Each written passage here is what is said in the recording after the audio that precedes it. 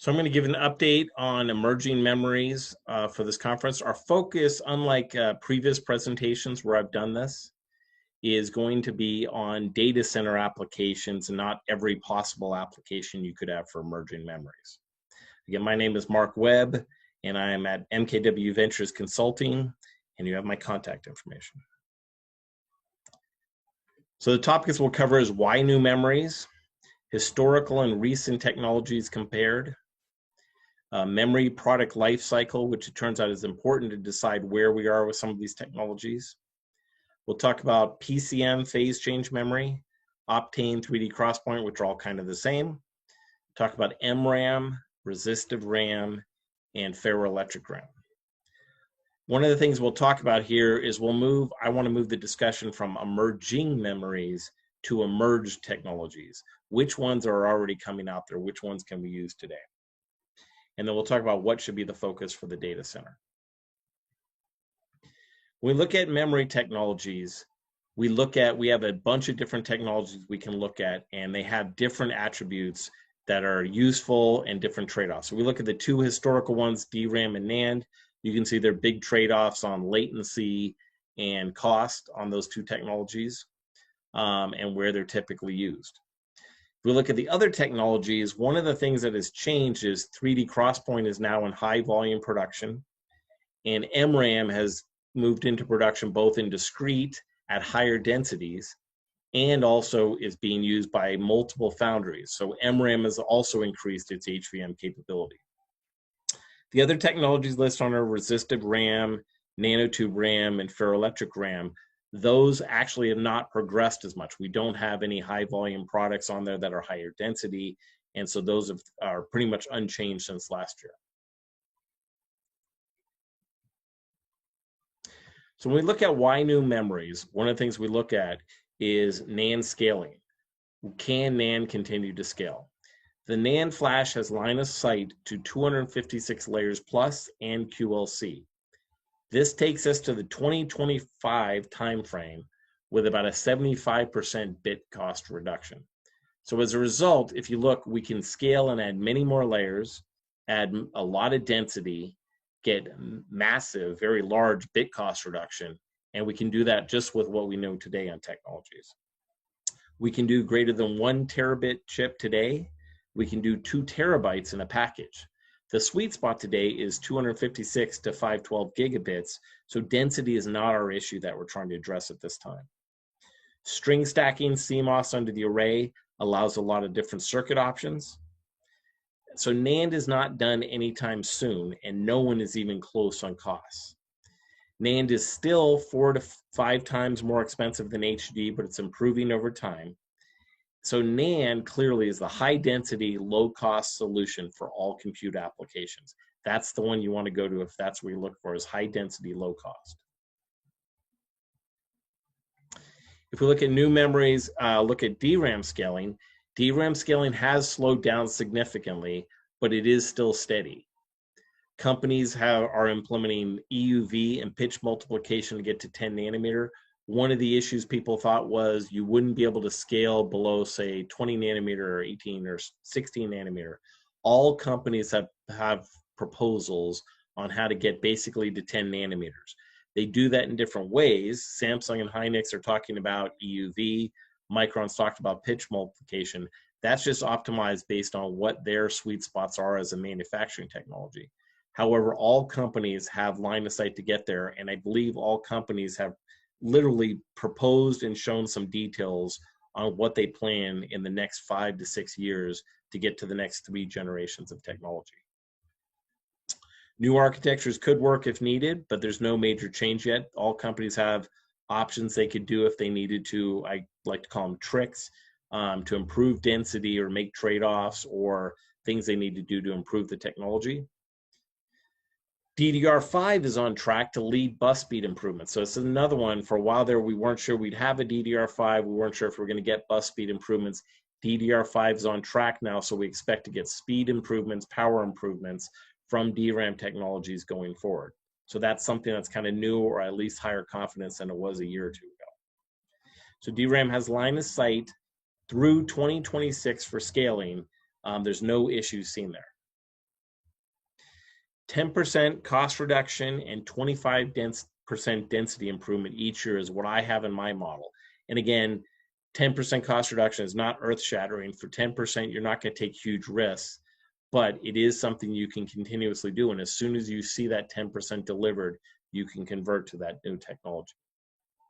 So DRAM is still the go-to for fast, volatile, random access memory. When you want fast memory, DRAM is what you're going to go for in any compute application. So why new memory? Not meeting needs. So the issue that really drives a lot of these new technologies is DRAM and NAND are not meeting needs. NAND is slow, block-oriented, and wears out, but nothing can approach it for price.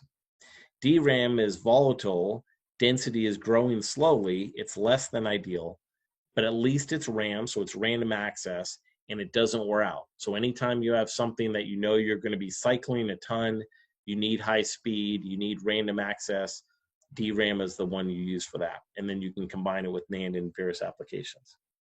What we want, though, from a new technology is we want a fast, non-volatile memory, and we want a higher density random access memory than DRAM. So those are two things that we're looking to get from these new technologies. So what's needed in new technology? The ideal universal memory would be as fast as DRAM, non-volatile, infinite cycles, cheaper than NAND. This is not coming from anyone soon or probably ever. Nothing is replacing DRAM or NAND in the next 10 years. So saying, what is the next technology that's going to replace them? Nothing is replacing them. It's not even being proposed. Reality, what will happen is we'll have a combination of trade-offs will need to be made, and that's kind of on the NAND, DRAM side and various compute architectures. But what this presentation is about is adding in some new technologies to fill the gaps that allow us to improve our compute power. So there's a graph I've shown before, and the key here is when we're looking at new memories, we looked at the latency spectrum and gaps. And back in 2015, when we looked at our big issue was what we called the gap, and we said we need something in between DRAM and NAND that's like a memory, call it persistent memory or storage class memory, and we had a huge area of latency that was not covered. If you look at it though, today and into the future, this gap doesn't exist. We have technologies that fill that gap. We have MRAM, NAND plus DRAM DIMMs, fast NAND SSDs, 3D crosspoint SSDs, crosspoint DIMMs, resistive RAM. So we have lots of technologies that can fill that gap. And then if it fills out the entire spectrum here. And then if you look at it from the left to the right, you go into increasing density. So you get much higher density all the way up to tape. And then for that same thing, though, it keeps getting slower. So then going to the left, you see increasing cost. Again, it gets very fast all the way down to CPU SRAM. But the idea is that there's increasing costs there. But the key thing here is that the gap itself is gone if we just start filling in these new technologies that I mentioned here. So what do we have available today? We now have a volume 3D crosspoint memory ramping with hundreds of millions in revenue in multiple markets. That's more revenue than all previous new NVM combined. So again, while I talk about 3D crosspoint and we say it should ramp faster, it is a huge memory, very dominant. This is a huge change that's happened. I did a calculation that we should expect to see 1 billion gigabytes will be shipped in 2021. We have low density resistive RAM, ferroelectric RAM technologies that are available for embedded. We have MRAM being used in actual discrete products and applications now, and there's multiple providers of this. So you can get MRAM from multiple companies for discrete products and use them. We have MRAM is being implemented in foundry designs by all major players. So if you just take MRAM alone, you now have discrete products available widespread up to, I believe, Everspin has a gigabit product. And then you have foundries, if you want to embed it, multiple foundries you can take your choice of will use MRAM to embed memory in your chip. We have new memories being proposed, but things have changed since 2019, in my opinion. The focus and money will move from move to the growth of emerged technologies and away from finding new technologies. We need to focus on, we have these technologies, we need to, and this is both a prediction and a call to action, we need to focus the money and the effort on getting these technologies into applications. So the question is, what technologies are available? Where are they in the development life cycle? How far from reality are they? The memory product life cycle that I've shown before separates what is real versus what is a hope for someday in the future. So if you look overall at the life cycle, it has two parts, part 1 and part 2. Part 1 is research phase, which covers stages 1 through 5. You can look at all the details offline. We'll go through it a little bit. And then you have part 2, which is product stage for developing a new memory technology, and it covers stage 6 to 10. Each of these stages is about 4 to 5, parts is about 4 to 5 years. So as a result, you can see from the time we propose a concept to the end, it's 8+ years of a technology, and you have to go through all these steps or you can't move forward. If we look at part 1, technical proof, open communication, you go from a concept, you propose a new operation theory, then you create a cell structure to validate the theory, you create multiple cells, obtain feedback and analysis, does it really work?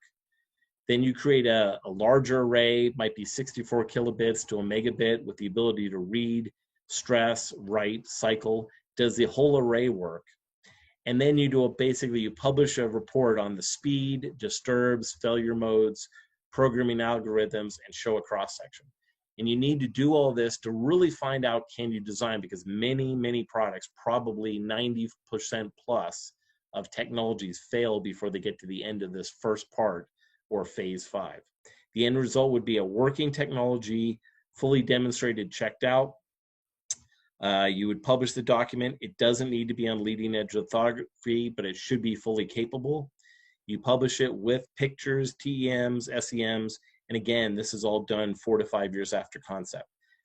This is an example of something what you have to do to get out of that research phase.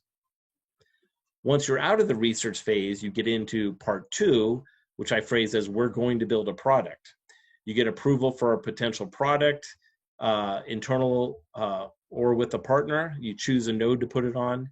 You develop internal applications with a partner, show the value add. You sample some customers under NDA or open. Do they want it? You look at variability, cost, yields, new fail modes. Is there a showstopper here? Is there something that makes it so you can't do it? You also start Rev 2, and then you qualify Rev 1 for and start selling it for revenue, and you put Rev 2 into development. The key takeaway here is this is 7 to 8 years from concept, assuming no restarts or resource limitations from concept to revenue shipments. This second part is often performed in stealth mode. Presentations start to disappear. I was talking to somebody and they were talking about how 3D Crosspoint was this surprise. 3D Crosspoint was published every single year up until about 2012. Then it disappeared because Intel and Micron were working on real products. So then what happens is it disappears, you go into stealth mode.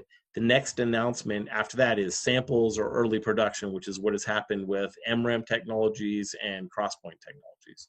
So again, you can kind of see this happen over and over again with different technologies. So where are emerging technologies today? I was looking at a recent EE Times article, and it said emerging memories may never go beyond niche applications. So I said, and looking at, stealing from a quote from that article, I said, let's have the tough discussion based on the memory product life cycle of where these technologies are. We want to talk about non-niche technologies. My definition of niche is less than 1% of the market long-term is what you're focusing on. The memory product life cycle clearly shows the possibility of stealth products. So it's possible that Apple, Samsung, WDC, Micron could be working on items with no knowledge by analysts like me. However, typically that only happens after someone has demonstrated a small array of material, then it goes into a stealth mode and disappears. 3D Crosspoint example, which I already gave, is a good example of that, where again, it was shown in mini arrays and then it suddenly came back again as a full product. So if we look at technologies in the research stages, these are at least 5 years from production, probably 10 years. And if you look at all the technologies over time, there's probably a 90% chance that none of these ever make it to revenue production. You have high density, we'll say 100 gigabit plus resistive RAM. That's currently in stage 4. They're basically looking to build the mini arrays, develop the technology. There's many flavors and options, but really no advantage over PCM at this point or 3D XPoint. And a lack of products in the last 2 years is troubling. In my opinion, I was looking at some things. It looks like we're finding issues as fast as we are solving them. Ferroelectric is in for high density. Again, there's ferroelectric low density. That's in stages 3 and 4. Again, building multiple cells and building mini arrays, looking at how they work. That you see that published at IEDM each year. One caveat to ferroelectric is, if you look at the technology, how it's built, it has a great potential to integrate into a memory process with, we'll say, relatively few changes. So as a result of that, it is our top potential for stealth development with memory companies. I firmly believe that a couple major memory companies are looking at ferroelectric RAM and implementing them into a DRAM-like process where they could put them in. But again, that's all stealth, and that won't come out until there's a product. But for right now, the stuff you see being published is really in stage 3 and 4. They're pretty much getting ready to build some arrays and publish the data on those. Nanotube RAM is stage 3.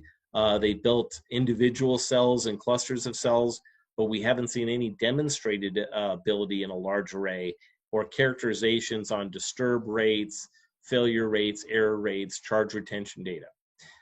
This assessment that I have of it being in stage 3 would change if we see array characterizations or demonstrations shown to the public. Also, we haven't seen any products come out. They were promised over the last couple of years, and we haven't seen anything there.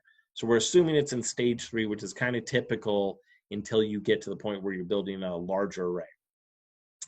If you look at other technologies like DNA, molecular, other technologies, those are in stage 2. They have a concept, they're building individual cells, they're looking at what works. They haven't gotten to the point where they're going to build mini arrays. These need to leave research study, typically university studies, before they can move into any kind of production. And again, these are probably 10, 15 years away from production. If we look at technologies in the product stages, 6 to 10, we have a couple of things here. Discrete MRAM up to 1 gigabit is stage 10. It's shipping for revenue. Embedded MRAM today is probably stage 8. Companies are working on samples. They're doing development. There'll be products probably if they're not already out, in the next year or two. So those are very close to shipping for revenue. We have resistive RAM embedded in low density, maybe 1 megabit. That's in stage 10. That's production. You can get that today. We have ferroelectric embedded in low density. Again, that's stage 10. That's available today, but it's very low density. And then we have resistive RAM embedded, we'll say medium density. This is the so-called 1T, 1R in 8 megabit arrays. And I said this is in stage 6 to 7, which means it's being developed into technologies. They're trying to put it into products and see which product needs it, but it is not yet sampling. And it's in partnership development for multiple companies and foundries. So those are technologies that are in mass production or heading towards mass production in our later product stages. These are what we should be focused on.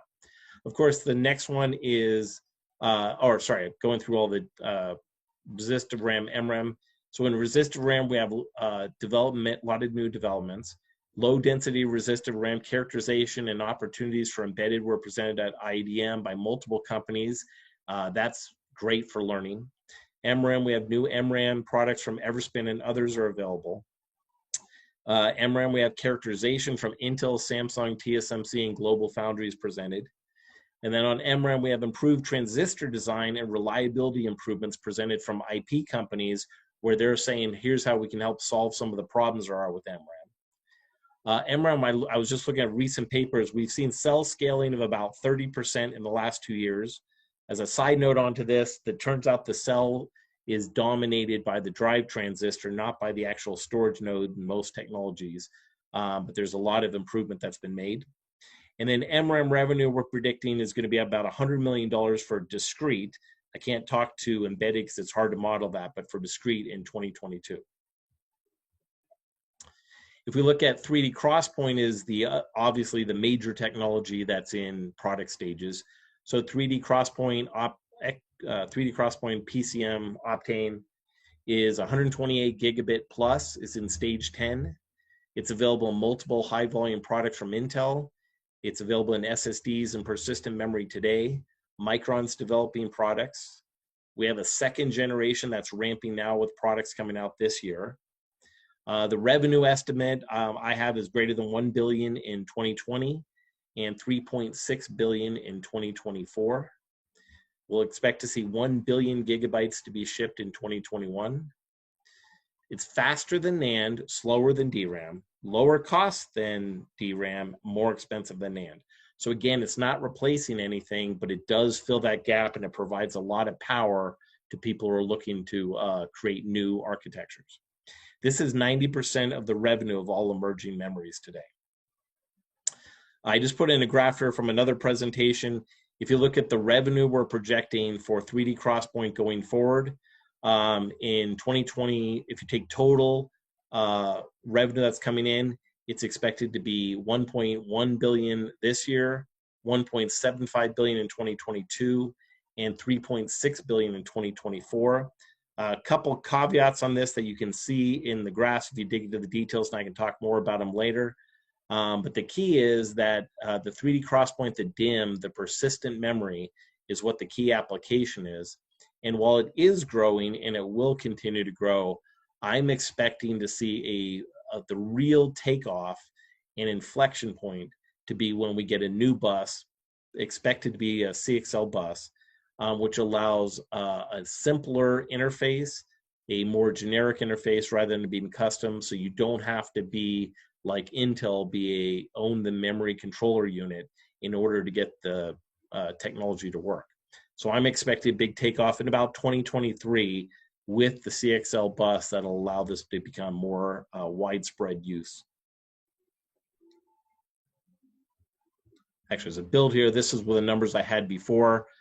They've come down from what I presented before, but again, still very dominant numbers, very high compared to other new technologies. So the summary of emerged technologies for data center. If you need 1 megabit to 1 gigabit of fast non-volatile memory at a cell size of about 30 to 50 F squared, which is about 0.03 microns to 0.05 microns squared for embedded or discrete, MRAM is ready to implement and develop products around today. And again, that's fast NVM technology that you can implement in many different applications. If you want lower density memory for implementation, less than 1 megabit, you have resistive RAM and even some ferroelectric RAM is available today. If you want high density, 128 gigabit NVM with faster speed than NAND, you have Optane 3D XPoint available in multiple flavors and applications. These should be the focus of investment in data centers. In summary, the memory product lifecycle tells us what is now versus what is someday. MRAM, we have available for cache, for SSD, HDD, and storage. You have it for NVDIMMs without need for power backup. You have it for SRAM or EDRAM replacement for level 4 cache. And it's available for NOR replacement in embedded technologies. And it actually it's crossed over right now on cost and performance over NOR. We're expecting to have 100 million in revenue in 2022 for discrete products. PCM 3D XPoint Optane is available for fast SSDs, high density persistent memory, large main memory, all those capabilities where you either want persistent non-volatile memory or where you want larger main memory than you can get with DRAM. And we're expecting to have greater than $1 billion in annual revenue going forward. Other technologies, stage 1 through 5 technologies, are too far away to impact data center now. So we can follow those, but the effort and time and plans should be based around these technologies that we have today. That's all I have. And again, you have my contact information here. Thanks.